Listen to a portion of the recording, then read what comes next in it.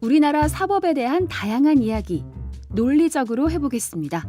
시선집중 연장방송 사법논담. 아, 오해하지 마세요.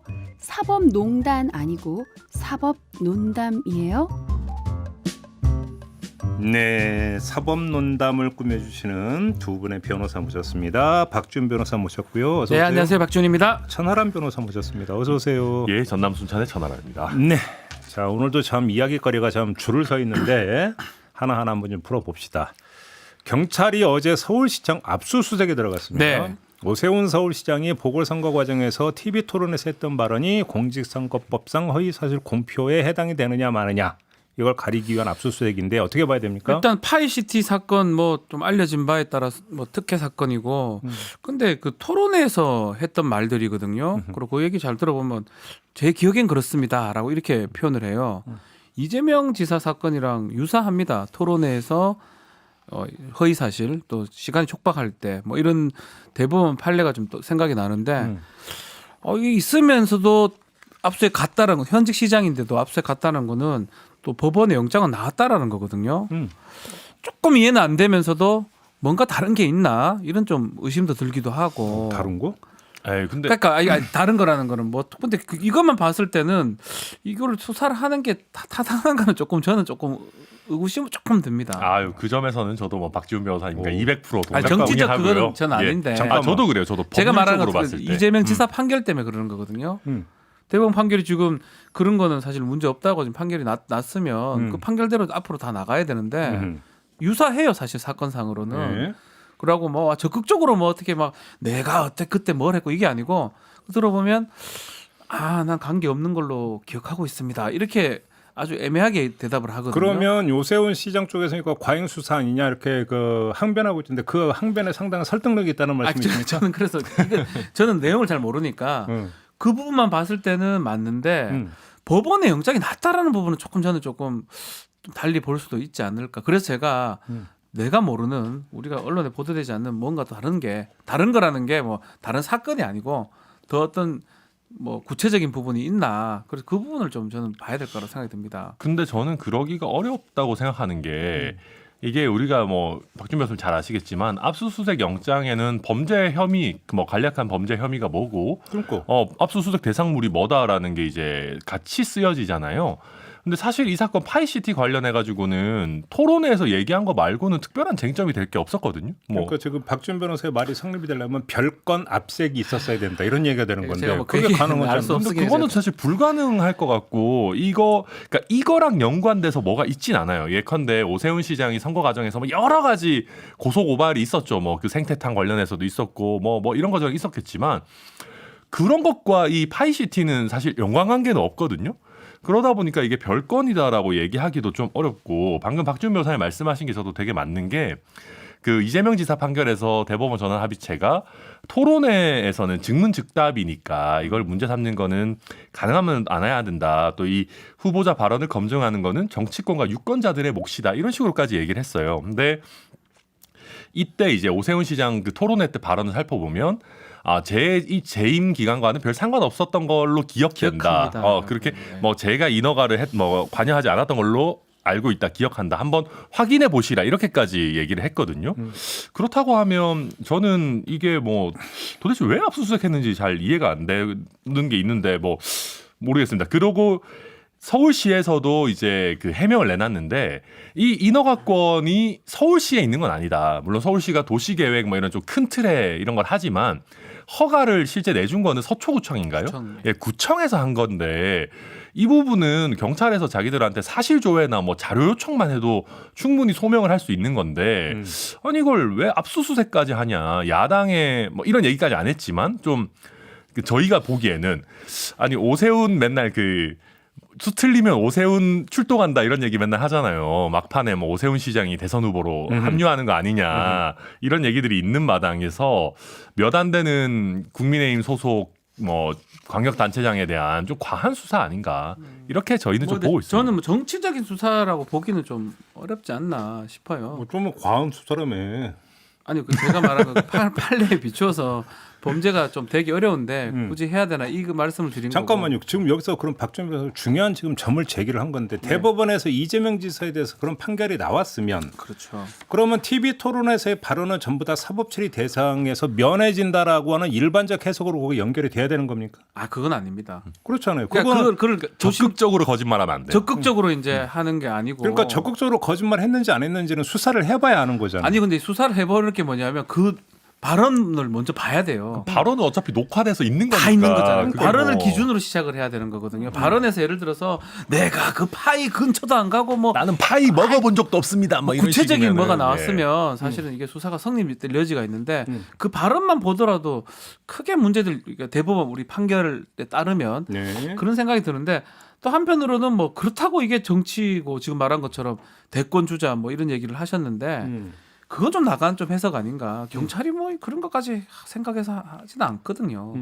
우리 경찰이 아니, 뭐 그렇게 따지면 항상 우리가 검찰이 무슨 민주당 쪽 수사할 때 항상 무슨 정치 수사라고 얘기하셨었어요. 보면. 검찰이죠, 경찰이 아니고. 아니 뭐 경찰이 더 심하죠. 경찰도 무슨 그 누구야 옛날에 법무부 차관 거 누구예요? 이용구 뭐 이런 것도 다 있잖아요. 예. 뭐, 근데 예. 거꾸로 그러면 이재명 지사는 TV 토론에서 그말했다고 그 재판까지 가가지고 대법원까지 갔는데 맞죠. 그래, 오세훈 시장은 그냥 그러니까 딱 끝내버린다. 이재명 지사의 도움을 받는 거죠. 설레. 고마운 거죠. 이거 큰 판결을 받아놨기 때문에 오세훈 시장은 예컨대 이게 뭐 재판 갈지 안 갈지는 뭐 봐야 되지만 네. 재판 가면 그 판결문만 내면 됩니다. 제가 봤을 때는 뭐 그 사건이라 이건 거의 차이는 없거든요. 제가 판단권은 없거든요. 뭐 다른 게 있는지는 그 이상은 제가 알 수가 없으면 우리는 네. 뭐 보도되고 토론회 한 것만 봤기 때문에 그렇다면 상당히 고마운 선례를 지금 봤던 거죠. 그걸 내면 그리고 되니까요. 사실 이게 이재명 지사보다 뭐 이게 범죄가 되는지 여부는 좀 뭐 애매하지만 수위도 낮아요. 그러니까 무슨 얘기냐면 이재명 지사는 본인의 일에 대해서 그런 일 없다 이렇게 약간 좀 단정적으로 얘기했거든요. 물론 그 문장이 이렇게 복합적으로 되어 있어서 이게 뭐에 대한 거냐 뭐 애매한 건 있었지만 근데 오세훈 시장은 여기에 대해서 자기가 내 시절에 뭐 인허가 이런 건 아니었던 걸로 기억된다. 이거에 대해서 확인해 보시라. 이런 식으로 내 기억에 한계가 있다라는 거를 이미 밝혔기 때문에 굳이 따지자면 이재명 지사보다 수위도 낮은 거거든요. 저는 그거는 다 변호사라서 그런 것 같아요. 저희도 그래 말하거든요. 아, 이재명 지사도 변호사예요. 근데 그때는 예. 급하다 보니까 답을 정확하게 아 근데 여기서 지금 두 못했다는 분의 거예요. 말씀에는 상당히 지금 중요한 네. 점검하고 넘어가야 되는 문제가 있는데 이재명 지사의 그 대법원 판결이 네. TV 토론에서의 발언에 모두 면죄부를 주는 판결이라는 해석으로 연결이 될 소지가 있는 발언들을 지금 두 분이 하고 계시는 거예요. 그렇지 않습니까? 그렇죠. 그렇게 볼 수 있는 겁니까? 아니에요. 근데 그렇게 해석하면 안 됩니다. 대법원 판결 그래서 지금 아니, 제가 그러니까 드리는 질문이에요. 근데 저희가 지금 얘기 자꾸 하는 거는 보면 그 지금 발언이 지금 나왔기 때문에 그 발언을 기준으로 지금 아니 얘기하는 그러니까 거예요. 그게 뭐냐면 네. 예를 들어서 그러니까 딱 내 내심으로는 네. 내심으로 알아. 근데 뭔가 불리하니까 내가 부인을 해야겠는데 자 이재명 지사 건에 그러니까 준해서 하려고 하니까 아닌 걸로 제가 기억을 하는데요라고 그러면 수사적으로 해버리면 다 그러니까 면책이 되느냐 지금 저는 그걸 질문드리는 그럴 거예요. 가능성이 좀 높죠, 사실은. 지금 판결대로. 근데 그건 맞아요. 예, 예. 그럴 가능성이 법논리상 높죠. 그렇다? 예, 법논리상. 지금 판결대로라면 적극적으로 하지 않았을 때는 가능하니까 뭐 그걸 아는 사람이면 항상 애매하게 답변하겠죠. 네. 그럴 수도 있고 저럴 수도 있고 답변하겠죠. 그러면 여기서 또 하나 중요한 체크 포인트가 나오는 게 어떤 의혹이 제기가 됐을 때 그게 당사자의 이제 발언, 그러니까 해명 멘트를 잘 보면 네. 이게 빠져나가기용 해명이냐 아니냐, 요걸 또 체크해 볼 수도 있다. 그렇죠. 요런 얘기가 되는 거죠. 네, 딱 그런 거 보이는 아닙니까? 거죠. 그러니까 이제 우리가 극단적으로 나아가면 기억이 안 난다라는 얘기도 거짓말이라고 증명하려면 할 수 있어요. 예컨대 아주 최근에 그 부분을 체크를 했다 본인이. 아니 그거의 뭐, 원조는 사실은 광주 그 학살 청문회 뭐 이런 때에서 다 나왔던 얘기잖아요. 그래서 그 기억이 안 난다. 참 죄송한 얘기지만 이게 법률가들이 참 나쁜 것 같아요. 어우, 저희도 어우, 지금 자기 디스하고 있어요. 애매하면 기억할 수 없다라고 답변하라고 부탁을 하거든요. 그렇죠. 그게 뭐 잘했다 못했다 이런 걸 떠나가지고 그게 대법원 지금 판결하고 연결이 돼 있는 거예요. 만약 토론회 과정에서 좀 지금 말씀하신 것처럼 기억할 수 없다라는 건 대충 저 거짓말 하는구나라고 그냥 보는 사람 유권자들은 판단할 수 있지만 그럼 또 실제 사법적인- 기억 못하는 사람도 또 억울한 거죠. 뭐 근데 사법적인 처벌은 피해갈 수 있는 또 여지가 있는 거니까. 아니 그러니까 예를 들어서 그러니까 제가 이제 5년 전에 몇 월 며칠 몇 시에 어디서 뭐를 했는지를 기억하는 사람이 얼마나 있겠어요. 그잖아요. 그렇죠. 그런 어떤 그러니까 세세한 부분에 대해서 기억하는 것이 오히려 그게 좀 이상한 거지. 거꾸로 이야기를 하면. 그렇지만 큰 틀에서 내가 박지훈을 좋아했는지 싫어했는지 는 기억할 수 있는 거잖아요, 사실. 그렇죠. 느낌 그잖아요. 오죠. 예. 그잖아요. 파이시티 큰 덩어리에서 그때 내가 뭐를 했는가 이런 것들이 기억에 있느냐 없느냐 이거는 기억할 수 있는 거 아닌가요? 그래서 이거 보도대로라면 그거 입증하려고 지금 압수수색 들어간 거거든요. 그거 입증하려고 들어간 근데 거. 그게 뭔가 이제 뭐냐면 오세훈 그래서 시장이 보도를 뭔가 이렇게 보면 뭐 했나 그때 그런 서울시청의 담당 과장인가 뭐 실장인가 이제 그 문서에 문제가 예. 파이시티 관련 시장 보고 문건이 목록에 있다. 음. 그래서 그걸 압수수색을 했다라는 거잖아요. 그렇죠. 그래서 그거 있으면 이제 기억 못했다는 말도 말이 안 된다라는 게 아마 수사하는 사람들 핵심 포인트가 아니었나 싶어요. 그러니까 근데 예. 그게 참 어려운 부분인 게 뭐 그건 확인해야죠. 뭐 확인해야 될 필요 있을 수 있죠. 근데 이제 2009년 11월에 있었던 일이거든요. 이게 그러다 보니까 이게 벌써 11년 전 일이에요. 근데 그건 아닙니다. 저는 그거는 달리 봅니다. 그래요? 그 시간이 그렇다 하더라도 아주 큰 사건이고 뭐 부지 양재동 부지인가 뭐 그거 하면서 그렇죠. 특혜 3만 평인가 개발. 그러면 시장 정도 되면 많이 본인이 관련 있으면 기억을 못 하는 것도 좀 이상하죠. 사실은. 뭐 그렇죠. 근데 아니 이제 뭐잘 알 수는 없지만 네. 근데 뭐 상당히 큰 아까도 사건이었기 그렇죠. 때문에 근데 아까도 그 얘기 말씀드렸듯이 서울시 얘기는 이게 뭐 자기들이 실제 한 게 아니기 때문에 뭐 그런 거는 내 서초구에서 했다라고 얘기하고 있기 때문에 뭐 오세훈 시장이 자기가 예컨대 막 적극적으로 뭘 하지 않았으면 기억 못 할 수도 있다. 자기의 관여는 별로 없었다 이런 취지의 얘기였겠죠. 알겠습니다. 네. 그 점만 좀 체크를 하도록 하고요. 오늘 중요한 얘기를 해야 되는데 그때 박지훈 변호사가 이 자리에서 9월 10일이라고 했습니까? 15일이라고 했어요. 네? 9월 추석 전 9월 10일인가 15일이라고 날짜까지 15일이고 추석 전 15일. 9월 15일 전에 김건희 씨에 대한 수사가 이루어진다고 해서 소환 조사가 이루어진다고 했습니까? 기소가 이루어진다고 했습니까? 기소였던 것 같은데 아니 쟤는 소환 조사로 얘기를 했는데 소환 조사였네요. 그거 확인 좀 해줘봐요. 뭐 우리 했는지. PD가 썸네일에 응. 기소를 적어놔서 응. 저 기자들은 전화를 많이 받았어요. 그러니까 너 뭘 알고 있냐? 내가 뭘 알겠습니까 제가. PD가 맞죠? 자기 잘못이라고 기소가 아니라 소환 조사. 네, 저는 정확하게 근데 말하면 소환 제가 조사입니다. 그때 기억은 그 이제 소환 조사는 거의 마지막 단계이기 때문에 바로 기소로 간다라고 얘기를 했던 거 그건 같은데. 유도신문이십니다. 유도신문에 걸린 거죠. 아유, 박 변호사님 무슨 토론회도 아닌데 또 왜 그러십니까? 저의 판단컨대는 소환 조사 후 구속영장 아니면 기소가 일주일 이내로 이루어지거든요 일반적으로. 그러면 소환 조사 9월 15일 기소는 지금 구속영장은 그러니까 9월 22일 이런 식으로 유도신문을 그렇죠. 하신 거예요. 그래서 그럴 뭘 것이다라고 유도신문이 한 거고 제가 정확하게 말씀드리는 거는 그날 굉장히 자신 있게 얘기하셨던 거죠. 뭔가 이렇게 촉이 왔다 이렇게 약간. 국민의힘 이제 예. 경선 열차는 지금 버스는 올라갔고 아마 그때가 15일이 제가 알기로 예비경선 뭐 할 때입니다. 그 전이라고 전 기소를 할 것이다. 소환을 할 것이다. 아무튼 이게 제가 얘기를 왜 꺼냈냐면 얼마 전에 뉴스가 나왔어요. 네. 그잖아요. 지금 검찰에서 김건희 씨 조사가 불가피하다는 결론을 내렸다. 네. 그잖아요. 이거 지금 맞는 거예요? 지금 예언이? 근데 예언이 아니고 네. 그냥 저는 그냥 제가 보는 정보들을 기본으로 해서 얘기했던 거고요. 또 얘기를 드리자면 이 사건은 주가 조작 사건이고요. 도이치모터스. 예, 조사 안 할 수는 없습니다. 또 고발이 새롭게 들어왔던 사건이고요. 근데 이전에 조금 문제됐던 게 공소시효 문제였어요. 10년짜리 공소시효인데 2010에서 11년도에 이게 주가 조작이 일어나서 공소시효가 지났을 것이다라고 올 초까지 기소를 못하면 끝났을 것이다라고 했는데 최근에 지금 정보에 따르면 그 이후에도 했던 것들이 발견이 됐습니다. 그럼 공소시효가 상당히 남아 있는 거죠. 그렇다면 조사 가능하고요. 최근에 강제 수사 같은 것들이 이루어졌던 걸 봤을 때는 뭐 수사가 상당히 성숙이 돼 있는 상황이고 그 마지막 단계는 본인 불러서 확인하는 거거든요. 그래서 제가 그 얘기를 한 거고요. 지금 댓글에도 뭐 저 잘 틀린다 박 변호사. 근데 이번에는 법률은 만약에 법원 판단은 뭐 요새는 좀 많이 틀렸다는 걸 그러니까 인정하겠습니다. 다시 여쭤보겠습니다. 추석 전에 소환 조사 있는 거 맞습니까? 저는 있을 것 같아요. 근데 이 정도 추석보다 더 빨리 저는 사실은 곧 소환 조사 있을 것 같습니다. 언제? 그까지 얘기 제가 수사기관이 아니지 않습니까? 저는 검찰이 한 명도 모르고요. 한 명 알긴 알지만 이거 관계된 사람 아무도 아니 모르고. 자랑인데 변호사가 아무도 아니 그래갖고 사건 수임 되겠어요 지금. 친구들은 있는데 우리 친구들은 다 멀리 있고 한 적이 있어요. 네. 제 친구들은. 네.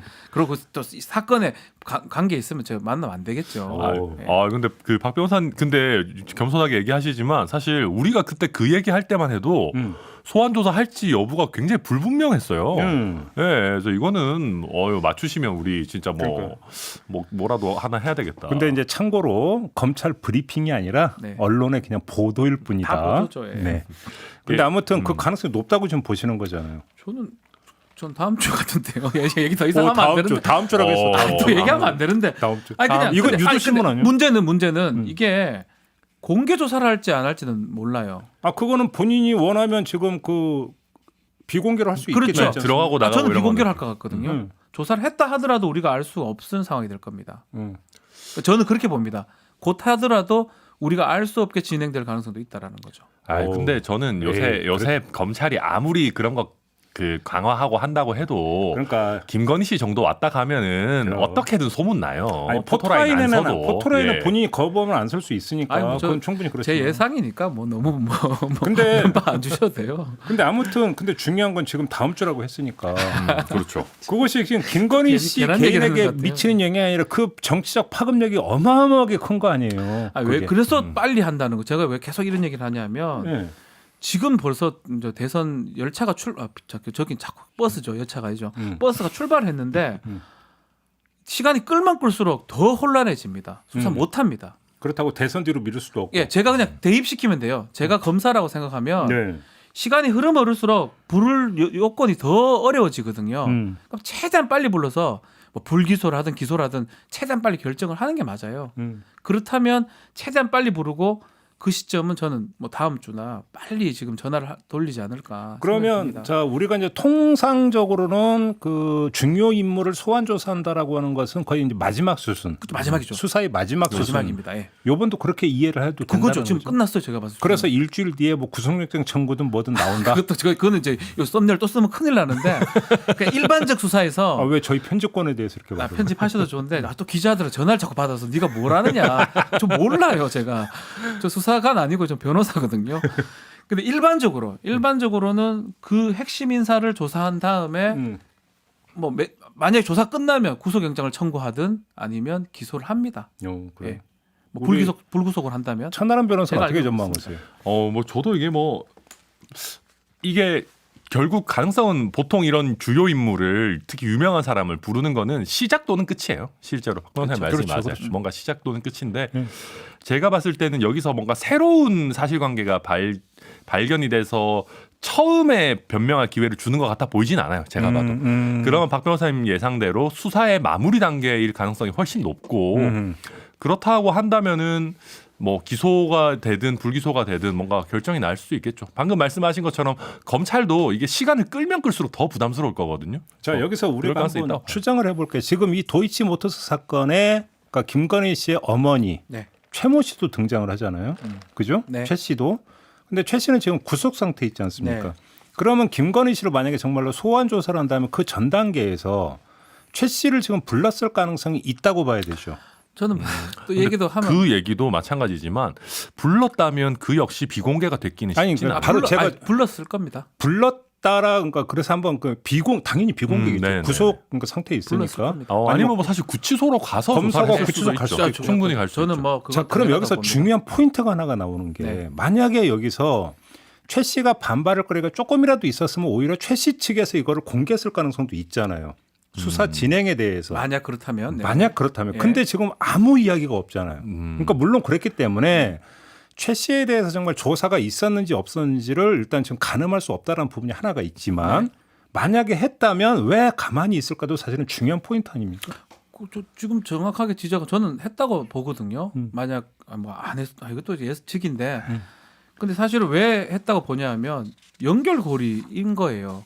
예컨대 그 중간에 그 A 씨라는 이상가 그 사람하고 네. 연결해준 사람이 장모 최 씨거든요. 예. 그러면 그 사람들 다 조사 받았다면 장모 최 씨를 조사한 다음에 김건희 씨를 부르는 게 수사 패턴상으로 맞다고 봤을 때 네. 조사를 한 거고 사실 장모 최 씨의 행동들이 그래도 보도가 돼요. 뭐 보석 청구한 것도 보도가 되기도 하면 이것도 만약 필요하다면 보도가 될 수 있는데 전혀 얘기가 안 나온 걸 보면. 근데 오히려 이런 가능성도 있잖아요. 그러니까 그 최 씨와 김건희 씨 간에 긴밀한 의사소통이 있을 가능성이 있으니까 수사 보완을 위해서 김건희 씨가 만약에 그러니까 김건희 씨를 소환 조사할 계획이라면 바로 그 직전에 그렇다면 아직은 아닐 가능성이 공범이죠. 그렇다 봤을 때 공범인 거예요. 그러면 동시에 합니다. 아예 둘이 의사 연락 못 하게 그러니까 하려면 아직은 그 최 씨에 대해 조사를 안 했을 가능성이 그럴 가능성 만약 그러면 최 씨 입장에서 더 불리한 겁니다. 저희가 그걸 오히려 더 한다면 불리한 거다. 동시에 조사를 하는 거거든요. 각 방에도 놓고 그러면 동시에 최 씨한테 가고 김건희 씨 부르고 그걸 동시에 한다면 이 두 사람 다 공범일 가능성도 있다라고 보고 아니 조사하는 뭐 건데. 제가 수사관이라도 당연히 그렇게 할 것 같아요. 아니, 뭐 모녀지간인데 당연히 얘기를 할 거 아니에요. 그러니까 그러니까요. 뭐 한다면 동시에 수사를 할 것 같고. 시간차를 두고 할 것 같지는 않은데. 그리고 근데 제가 이 윤 전 총장님 가족을 봤을 때 막 이 자기들이 억울하다 막 이런 거를 뭐 인터넷에다가 쓰고 뭐 하고 할 스타일은 아닌 것 같아요. 그렇게 막 그런 건 아닌 것 같고 그리고 보통 우리가 꽤 고위직들의 범죄를 봐도 그런 경우가 생각보다 드물어요. 뭐 조국 교수님 집안만 이게 약간 많이 그렇게 하시는 거지. 보통 특히 수사가 진행 중인 단계에서는 그렇게 외부로 내가 억울하다라는 얘기를 하는 게 수사기관이나 법원에서 보기에 안 좋게 보이거든요. 저희도 일반적인 사건에서도 좀 억울한 부분이 있어도 막 언론에 알리고 뭐 하고 하지 말자고 저도 조언을 주로 해요. 변호사로서도.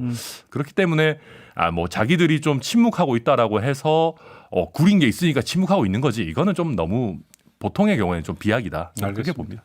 아무튼 만에 하나라도 정말로 박지원 변호사의 그 예측이 맞아떨어져 가지고 추석 전에 김건희 씨 소환 조사가 이루어지고 더 나아가서 뭔가 결정이 이루어진다면 그것이 지금 대선판 윤석열 예비 후보를 중심으로 한 대선판에 미치는 영향이 엄청나게 클 수 있다라고 봐야 되겠죠. 첫 번째 요동입니다. 제가 봤을 때는 이번 대선 이제 레이스가 있으면 첫 번째 큰 요동이 지금 타이밍 아닐까 생각이 듭니다. 만약 그런 일이 일어난다면. 그런데 여기서 재미난 게 또 한 가지가 나오는 게요. 뭐냐면 지금 그 다음 주라고 했던 거예요?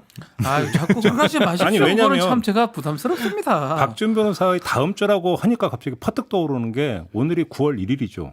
3일 뒤에 지금 국민대 그 논문 1차 조사 결과 발표가 4일 날 예정- 납니다. 네, 4일이었나? 4일 뭐 날. 그랬던 것 같은데.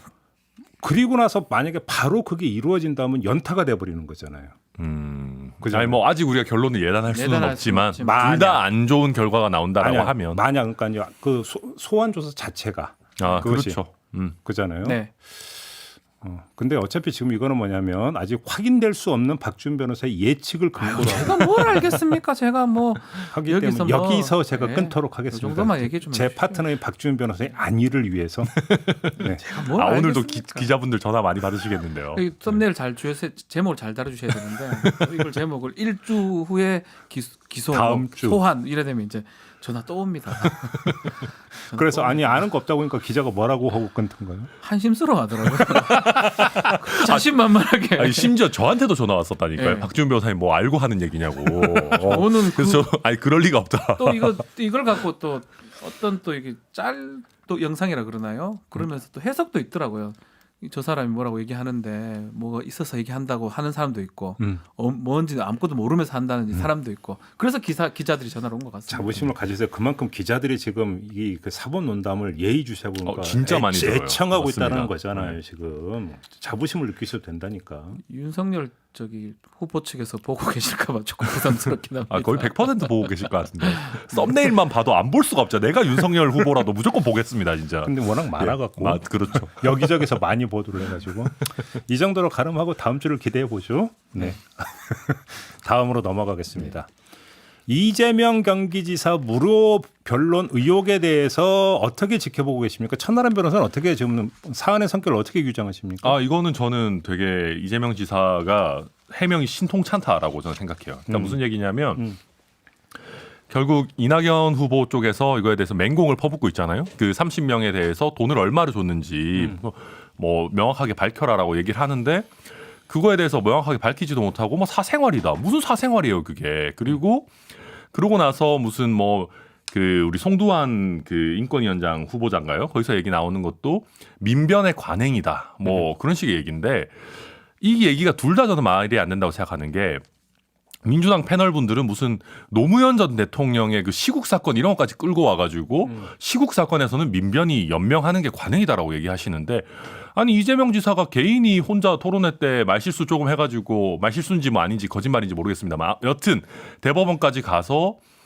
이렇게 나온 사건이 개인의 선거법 위반 사건이 무슨 이게 시국 사건입니까? 그러니까 애초에 이걸 민변이 연명해야 되는 성격의 사건이 아니고 두 번째로는 그때 뭐 재판을 하면서 뭐 재산이 부동산 오른 거 빼고는 뭐 얼마가 줄었느니 뭐 이런 식의 얘기를 하고 있는데 그런 뭉뚱그려지는 알 수 없는 얘기 말고 실제로 내가 30명 이 많은 변호인단한테 각자 돈을 얼마를 줬는지 밝혀야 될 거 아니에요. 그리고 만약에 너무 적게 받았으면 솔직히 이거 청탁금지법 위반 소지 굉장히 큰 거거든요.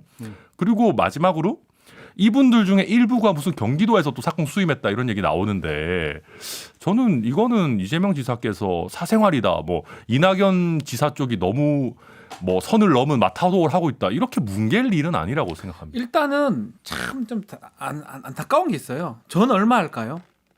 무료로 해주면 천 변호사는 얼마 할까요? 뭘 또 이렇게 가격이 없어요. 뭐 사람 변호사가 뭐 1억짜리가 있고 10만 원짜리가 있고 만 원짜리가 있습니까? 최소 몇백 이렇게 되지 않나요? 통상적인 아닙니다. 그런 게 그러니까 있죠, 이거는 그래도. 그냥 추측일 뿐이에요. 어떻게 이게 김영란법을 적용할 수가 있습니까? 어차피 이제 그 100만 원 이상일지 아닐지도 잴 알 수가 수가 없다. 없어요. 근데 그런 식의 논리면 가격이 안정해져 있는 유무형의 이득이라고 하거든요. 그러면 예를 들어서 내가 세계 최고의 패션 이렇게 뭐 해주는 분이에요. 코디다. 한 번에 내가 스타딜 패션 코디 해주면 뭐 2, 3천만 원 받는 사람인데 정치인 만나서 제가 코디 한번 해드릴게요. 근데 그 가격이 정해진 건 없으니까 이재명 지사님 옷 이렇게 입으시고 되시고 컨설팅을 쫙 해줬다 칩시다. 그것도 가격 못 매기니까 다 청탁금지법 무죄입니까 그거는? 뭐 옷하고는 다르죠. 옷이나 예를 들면 그게 가격을 매길 수 없는 그러니까 서비스라는 점에서 똑같은 거거든요. 가격은 자기가 내가 줄 만큼 주는 거고 이게 뭐 돈을 주는 것도 아니고 뭐 그 30명 그 변호인단에 껴 있는 거고 저도 껴일 수 있는 상황이고 그래 따지면 다 처벌의 대상이 되는 거예요. 그러니까 뭐 잘못했고 잘했고 이건 판단할 수 있습니다. 뭐 돈을 안 줬거나 적게 줬거나 네. 판단할 수 있지만 사법적 영향인지는 새롭게 판단해야 할 부분이거든요. 결국 김영란법, 부정청탁법은 돈이라는 게 금액이 가장 중요합니다. 100만 원 어떻게 책정을 합니까? 근데 그래서 수산업자 이런 것들은 죄송해요. 거기서는 돈이 확실히 책정이 가능하죠. 뭐 먹었으면 대개는 돈이 정해져 있어요. 독도새우도 전복, 정해져 있죠. 예. 독도새우. 근데 인간은 되게 이게 정해지지가 않아요. 그럼 저는 얼마입니까? 그럼 제가 하면 저는 100만 넘습니까? 그래서 뭐 잘못됐고 뭔가 비판을 제기할 수 있지만 문제 제기는 할 수 있지만 이걸 갖고 사법적으로 하기는 사실 어렵다고 보고 예. 저는 또 그래서 이게 그러면 그 30명 중에 얘는 한 20만 원, 여기는 120만 원, 75만 원. 그거 공개하는 것도 사실 말이 좀 안 맞고요. 알겠습니다. 자, 그러면 여기서 제가 하나 좀 몇 개로 나눠서 이제 짧게 한번 질문 드리니까 네. 짧게 좀 답변 부탁드릴게요. 그러니까 이제 그러면 뭐 금액 기준 이야기하지 말고 네. 그래서 이제 그 수혜자가 유형이든 무형이든 이익을 얻었다라는 개념이잖아요. 네. 그럼 이익이라는 개념이 성립이 되기 위해서는 자, 그래서 변호사가 무료로 해줬는데 수혜자가 재판에서 졌어.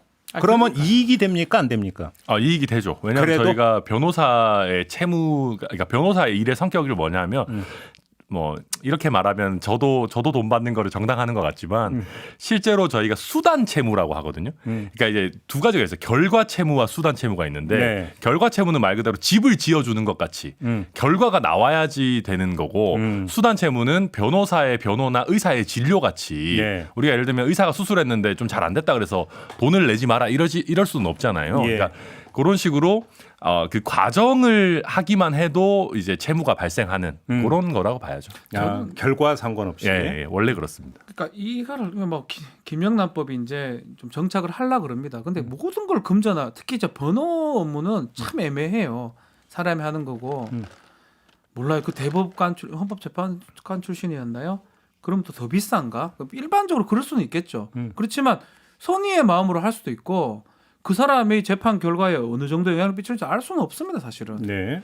그리고 실제로 뭐 이거는 우리 업계 얘기인데 주로 재판하는 사람들이 가장 영향이 있어요. 그 나머지는 그냥 이름만 더 가는 거고요. 네. 또 이름값으로 받는 경우도 있겠죠. 안 받는 경우도 있을 거고요. 음. 뭐 근데 그걸 갖고 앞으로 판례화 해야 되고 뭐 해야 되고 해야 되겠지만 지금 단계에서 이걸 갖고 금액이 넘었니 쟤는 5천만 원짜리니까 5천만 원 받아야 되는데 무료로 해주는 문제다. 그렇게 얘기하는 두 거는 번째, 앞선 거다. 두 번째 질문은 사실은 이제 그 관행적으로 과거 민주화 운동 과정에 이런 데에서 일단 이재명이라고는 수혜자는 빼고 네. 그냥 일반화해서 얘기할 때 큰 시골 사건 이럴 때는 이제 변호인단이 꾸려지는 아, 경우가 그럼 뭐 많이 100명 있었죠. 저도 하거든요 그런 거는. 그런데 이제 사실 변호인단이 모든 사람이 n분의 1로 그 재판 실무를 담당하는 게 아니라 그냥 이름만 올려주는 경우가 많잖아요. 네. 이것도 그러면 해당이 되는 겁니까? 저는 근데 정치인의 사건이면 그런 거 하면 안 된다고 생각해요.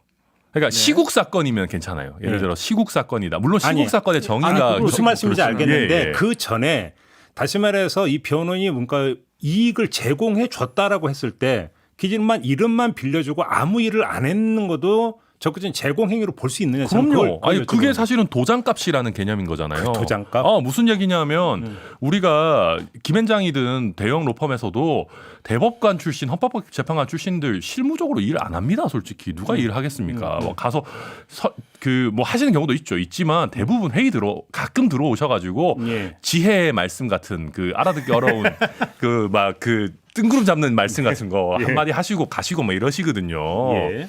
그러면 그분들이 그렇다고 해서 가치가 없고 뭐 사건에 개입을 안 하는 건 아니에요. 그분들의 이름이 들어가는 것 자체가 가치가 있기 때문에 그 사람 이름 하나 넣자고 그 비싼 돈을 내는 거거든요. 예.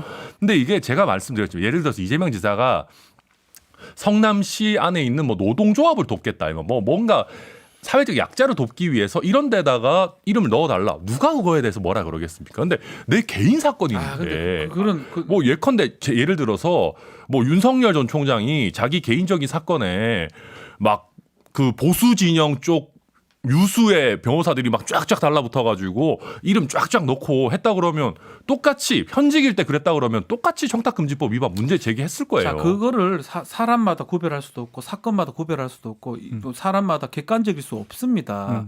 시국 사건이라고 본인은 판단할 수도 있는 거고 본인은 정치적 박해라고 판단할 수도 있는 거고 또 아닌 경우도 있을 거고요. 그러니까 지금 계속 이재명 후보를 궁지에 몰아내려고 계속 하는 것 같아요. 근데 저는 객관적으로 바라봐야 된다고 생각이 들어요. 설사 그렇다 도장값이 비싼 1억이 5천만 된다 하더라도 지금 부정청탁법상으로는 금액이 정해져야 됩니다. 그런 상황에서 이걸 엮기도 어렵고 뭐 말함에 따라서는 후보 입장에서 나는 박해받았다고 생각할 수 있는 거거든요. 아니 그 피고인 입장에서는 그러니까 만약 그렇다면 이제 앞으로 막 이게 선례가 선다 그러면 안 해야 되겠죠. 대법관 출신은 도장값이 대략 한 1억이다. 뭐 예를 들어서 뭐 부장 판사는 5천이다. 저같이 그냥 일반 아무런 없는 변호사는 도장값이 10만 원이다. 왜 그러세요? 그러니까 예측 능력이 높은 그러니까 변호사님이신데 이런 거를 지금. 갖고 사법 처리할 수가 없는 걸 갖고 계속 논쟁을 한다는 자체가 저는 조금 안타깝다는 생각이 들어요. 저는 저 논리가 굉장히 위험하다고 생각하는 게 그런 식이면 돈으로 매길 수 없는 서비스를 정치인에게 제공하는 게 무한정 허용돼요. 진짜 그렇거든요. 예를 들어서 변호사도 그게 꼭 뭐 대법관, 부장판사 이렇게 급을 나누는 게 아니라 그 사람이 통상적으로 이 정도 사건, 선거법 위반 사건에 통상적으로 어느 정도 받는 가격이 있으면 그걸 기반으로 해서 어느 정도 합리적인 가격을 산정할 수 있는 거거든요. 꼭 급수에 따라 가지고 누구는 얼마 이렇게 하지 않더라도. 그러니까 그렇기 때문에 뭐 제가 아까 예를 들었지만 그렇게 따지면 그러니까 그걸 만들어라고요. 가능하다니까요. 지금 단계는 없잖아요. 그 지금 단계 없는 걸 갖고 없더라도 자꾸 이렇게 100만 원 넘었다 그러고 이거 어떡하라는 거예요. 근데 지금. 이 김영란법의 취지 제가 말하는 자체가 만들어라. 김영란법의 시행규칙의 시행령에 대법관 출신은 한 1억 정도로 생각하고 아무것도 안 한 사람들은 100만 원으로 생각 그렇게 만들어서 하면 되잖아요. 근데 그걸 지금 모든 걸 기준은 어떻게 정하겠어요? 뭐 예를 들면 정치인 머리 잘라주는 거는 그럼 어떡합니까? 그러니까 없는 상황에서 예. 그걸 갖고 와가지고 그거를 미리 다 정해 놓을 수는 없는 책정 거죠. 자체가 안 그리고 들어가고 김영란법이라는 게 뭐냐면 정치인들이 남한테서 공짜로 뭘 받는 거를 조심하라는 거잖아요. 쉽게 얘기하면 선물이 됐든 호의가 됐든 그렇죠. 뭐 서비스가 됐든 그런 건데 아무리 뭐 민변의 뭐 선후배 관계다라고 해도 정치인한테 내가 내 변호사로서 내 이름 빌려준다는 게 생각보다 큰 일이거든요. 잠깐만. 저도 그런 신세를 지는 거예요. 쉽게 얘기해서 저를 위해서 한다 그러면 또 이제 제가 또 쓸데없는 궁금증이 하나가 퍼뜩 들었는데 자, 정치인에 대한 수사가 벌어지는데 해당 정치인 이건 정치적 탄압이고 기획 수사라고 주장을 해요. 다 그렇게 해요. 뭐 내지 재판에 넘겨지는 경우도 그래서 변호인단이 꾸려지는데 같은 당 소속의 법률가 출신 의원들이 변호인단에 들어가서 무료하면 이건 청탁금지법 위반입니까 아닙니까? 그래서 지금 같은 당이요. 네, 같은 예를 들면 당이면. 현역 국회의원인데 현역 다른 의원들이 도와주는 거. 그렇죠. 그런 것도 저는 하면 안 될 것 아니, 같은데. 그래 아니, 따지면 그러니까. 아무것도 네. 못해요. 아니, 그 갑자기 그럼 궁금해서 정하라고요. 앞으로. 그래서 예를 전 들면 정하라는 거예요. 앞으로. 지금 그래서 최소한 계약서는 써야죠 그러면. 아니, 그러니까 정하라는 거예요. 예컨대 뭐 정말 그럼 싸게 해주고 싶다라고 하면 싼 값에 계약서라도 아니, 쓰고 하면은 뭐 예를 들어서 좀 그렇겠지만 이번 사건은 보면 계약서도 없이 막 뭐 이런 식으로 했다라는 거 아니에요? 잠깐만요. 이거를 이게 김영란법에 저는 100% 동의하지 않지만 김영란법. 근데 지금 이제 만들어진 법이고 악법도 법이 따라야 될 법이기 때문에 아니, 뭐 그렇다고 악법까지는 악법은 아니지 아닌데 않습니까? 취지를 많이 예. 동의하기 때문에 그렇다면 그 사람의 마음을 어떻게 추정합니까? 저는 사실은 만약에 무료를 해주는데 정말 선의의 마음으로 무료를 해줬다. 근데 예를 들어서 이게 선의가 아니라고 판단해가지고 입건해버리고 이게 결국은 이게 답이 없는 거거든요. 그러니까 무슨 말이냐면 근데 정치인은 선의를 받는 것도 근데 조심하자. 이게 선이라고 그 취지니까요. 하는 단에 너무 기대는 건 좀 제가 볼 때는 좀 문제가 있어요. 왜냐하면 뭐 제공자 치고 선이 아니다고 그럼요. 얘기하는 사람이 있나? 수사업자도 좋은 뜻으로 줬을 수도 있어요. 그건 뭐. 알겠습니다. 그래서 결국은 저는 그거는 금전적으로 한산이 가능한 것만 처벌이 가능하지 않을까 생각이 듭니다. 오히려 이제 그러면 한번 이렇게 봅시다. 이제 지금 두 분은 이제 청탁금지법에 의거해서 지금까지 이제 토론을 해 주셨는데 네. 오히려 이제 이재명 지사나 이제 그 변호인들 같은 경우는 청탁금지법 이전에 어떤 뭐냐면 얘들 뭐 시국 사건 이런 게 쭉 이어져 왔던 어떤 우리가 익숙한 그런 장면들이 입각해서 그냥 그렇게 했을 가능성이 오히려 더 저는 높은 그래 거 아닌가요? 봅니다. 그래 그럴 봅니다. 수도 있습니다. 그럴 그러니까요. 수도 있는데 이제 이 사건이 과연 시국 사건이냐? 그러니까 스스로에 아니, 대해서 아니, 너무 관대한 거 시국이라는 아니냐. 게 아니고 시국이라는 게 아니라 그냥 이렇게 연명하는 관행을 저도 말씀하시는 사실은 거죠. 이 얘기 그랬을 조금 수는 드리면 있어요. 뭐 안 맞을 수 있지만 저도 거기 하고 싶은 생각도 있었어요. 그렇지만 뭐 저 같은 사람 이름 올려봤자 아무런 의미 없으니까 빼는 수 바로 있는데 그래서 제가 한 마지막으로 질문 드리고 싶은 게 이제 이게 그 발화점이 송도한 인권위원장 이제 그 문제부터 시작이 됐던 거잖아요. 네. 근데 여야 합의로 청문경과 보고서가 채택이 됐잖아요. 네. 그러면 야당의 판단을 어떻게 그러면 우리가 받아들일 것이냐. 그걸 다시 봐야죠. 말해서 네. 이 사안의 심각성을 어느 정도로 우리가 평가해야 되느냐라는 마지막 정치적 해석의 영역이 남아 있는 것 같은데 요거에 대해서 한번 두 분 견해를 한번 제가 여쭤보겠습니다. 그 얘기를 꼭 하고 싶은 거예요. 만약에 이게 문제가 됐으면 지금 천 변호사도 지금 난리를 치는데 그 야당 의원들이 저는 눈에 선하거든요. 거기 난리 많이 쳤어요 실제로. 예. 아니 근데 어쨌든 채택을 했잖아요. 음. 이거 가만 안 놔둡니다. 좀에만 있어도 뭐 붙잡고 뭐 부적절한데 어때 후보한테 돈을 뭐 무료를 난리를 칠 건데 어쨌든 간에 채택됐다는 거는 네. 야당조차 이걸 거론 안 하겠다라는 거예요. 음. 근데 그 같은 당에 있는 경선에서 많이 밀린다고 뭐 제가 봤을 땐 범죄가 되기도 어려운 것 같고 이렇게 하는 거는 오히려 조금 더 부적절해 보여요. 같은 당에서 하는 게 자체가. 어떻게 천하람 변호사 어떻게 평가하세요? 뭐 일단 저는 뭐 그 보고서 채택했다고 해서 이게 완전히 뭐 문제가 안 된다 이렇게까지는 아닌 것 같고요. 뭐 이게 우리 맨날 얘기하잖아요. 본인에 대해서 해야지 뭐 이걸 보니까 거의 이재명 지사 청문회처럼 하긴 했던데 저도 봐도 그래서 뭐. 그 얘기는 맞기는 맞는 것 같아요. 저희보다 이낙연 후보 쪽이 더 강하게 얘기하고 있는 거는 맞는 거는 같고, 근데 저는 이낙연 후보 쪽에서 하는 얘기가 저는 더 되게 설득력 있어 보여요. 아니, 최소한 이게 어느 정도 규모로 돈을 실제 얼마나 지금 개별적으로는 아니라도 통으로 이 사건에 변호사 비용 얼마나 썼는지 이런 거는 좀 사생활의 영역은 아닌 것 같아요. 근데 제가 자 여기서 그러면 이 건은 여기서 마무리할게요. 네. 그러니까 또 섞일까봐 일반 딱 끊는 건데 이 건을 계기로 사실은 우리가 짚어야 되는 게 되게 많아요. 그럼 제가 하나만 예를 들어 드릴게요. 자, 내가 유명한 어떤 셀럽이야. 그 어디 한번 강연을 나가거나 그 행사만 나가면 그 받는 돈이 몇 천만 원이야. 네. 예를 들어서 제가 트롯 가수예요. 근데 내가 어떤 대선 후보를 너무너무나 좋아해. 그 완전히 찐팬이야. 그래서 이 사람을 어떻게든 당선되게 도와주기 위해서 근데 공식 선거운동으로 뭔가 내가 등록한 것도 아니고 무슨 뭐 토크 콘서트나 이런 데 내가 무료로 나가서 이야기를 했어. 이거면 걸립니까 안 걸립니까? 굉장히 어려운 문제죠. 네. 선거법 그러니까, 위반의 네. 소지가 있어요. 현역이고 그 김영란법 대상이면은 위반 소지가 있기는 있죠. 그리고 그게 그 실제 기부 행위가 되기도 해요. 그러니까 공직선거법상의 기부행위가 될 수 있어요. 무슨 얘기냐면 원래 유명인이 뭐 예컨대 가수가 네. 정치인이 뭐 하는 행사 같은 데 와서 공짜로 노래를 불러준다라고 하면 그게 기부행위가 되거든요. 되게 여러 가지 법률들이 문제될 소지들이 있어요. 그러니까 너무 사회 많이 봐주시지 마십시오. 아니요. 그래서 그거는 따지면 다 문제가 왜 또 저를 연결을 해? 그 돈을 안 받고 하면 문제가 되고요. 그럼 이게 지금 다 따지면 다 문제가 되는 게 아니 근데 이게 되게 애매한 게 애매하죠. 가수가 가서 토크 콘서트에 노래를 불렀다면 괜찮은 그러니까 그렇다고 치는데 네. 그냥 대담자로 가서 수다를 떨고 오면 어떻게 그거는 기부행위 아닙니다. 아 그러니까 제가 지금까지 그래서 그게 오는 문제인 얘기. 거예요. 맞아. 가수가 예를 들어서 막 그 임영웅이 얘기해도 되나? 임영웅이 예니까 좋은 예. 일이니까. 예. 말만 해요. 말만 하면 그 사람 말도 좀 되게 잘하긴 한데. 하여튼 그러면 그 기부행위 자체가 아닌 거예요. 그게 참 어려운 거예요. 그럼 근데 예를 들면 아나운서는 또 왜 합니까? 유재석 씨가 하면 어떡하나. 유재석 씨는 또 말하는 게 또 기부가 되거든요. 그러니까 유재석 씨가 가서 말은 안 하고 노래만 한 곡 뽑고 오면 어떻게 됩니까? 근데 유재석 씨는 유재석 노래도 노래하는 건 의미가 없어요. 아니 왜 의미 아니다. 없어요? 노래 가수다, 많이 가수다. 냈는데. 가수다. 그, 죄송합니다. 예. 죄송합니다. 예, 예. 유미님 우리 쉽게 얘기하면 안 됩니다. 예. 유재석 씨도 지금 유산슬이 왔을 때는 모르겠죠. 유산슬. 아. 네. 유산슬 제가 착각해서 유산슬 유재석 헷갈려가지고 어쨌든 간에 그 사람 본업에 맞는 행위라면 기부 행위를 봐버립니다. 돈 줘야 됩니다. 그리고 그게 되게 그러니까 제가 선거법 위반이 돼요. 제가 질문 드리는 게 되게 애매하잖아요. 선거법이 그냥 이게. 다 걸려요. 그게 마찬가지로 김영란법 이제 부정청탁법도 지금 말한 것처럼 공직자인데 선거 관련돼서 와가지고 무료로 노래 불러줬다라고 하면 무료로 토론해줬다. 그러면 문제가 될 수가 있죠. 될 수 있죠. 그래서 참 어렵다, 그래서 이게. 예. 도덕적인 부분인 거예요. 결국은 이거는 도덕적인 부분이 많아요. 그러니까 사실은 그래서 이재명 그 지사의 건이 청탁금지법 위반이냐 아니냐라고 하는 법리 논쟁도 좋은데 네. 사실은 이건 이제 룰에 관련된 부분인데 지금 미확정된 상태로 있는 게 상당히 너무 넓은 거 아니냐. 네. 그렇죠. 그래서 만약에 이제 이게 더 문제가 되면 다시 법을 또 만들어야 되는 거고요. 네. 뭐 호우를 만들어서 넣고 그런 작업을 해야 되는 거예요. 또 다시 돌아와서 저 죄송스럽지만 확장이 안 된 걸 갖고 뭔가 범죄인 것처럼 얘기하는 건 맞지 않다. 아마 앞으로 이게 더 문제가 된다면 규정을 세분화해야 됩니다.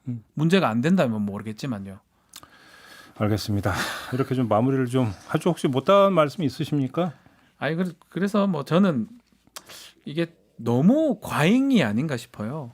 사법 과잉이라는 우리 얘기 여기서 많이 사법의 정치화인데 법률로서 너무 과잉으로. 근데 법이 이제 만들어 놓긴 하지만 법이 더 이상 안 가는 곳은 좀 알아서 작동하는 것도 필요하거든요. 근데 이게 서로 법률들이 많이 알기 때문에 공격 수단으로 그 법률을 갖고 와가지고 사실 도덕적 영역에 있는 것도 이게 법 위반 아니냐 하면서 서로를 상책을 내고 공격하는 모양새가 지금 현재 정치판에 좀 있는 모습 아닌가 생각도 듭니다.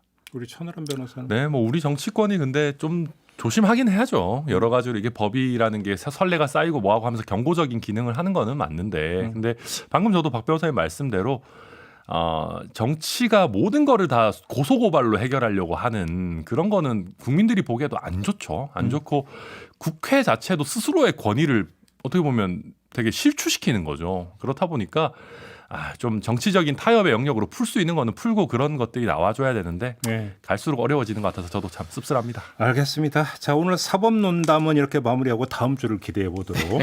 아이고 예, 아유 저도 긴장이 제가 기대가 됩니다. 부담스러워서 진짜 하루하루 가는 게 참 무섭네요.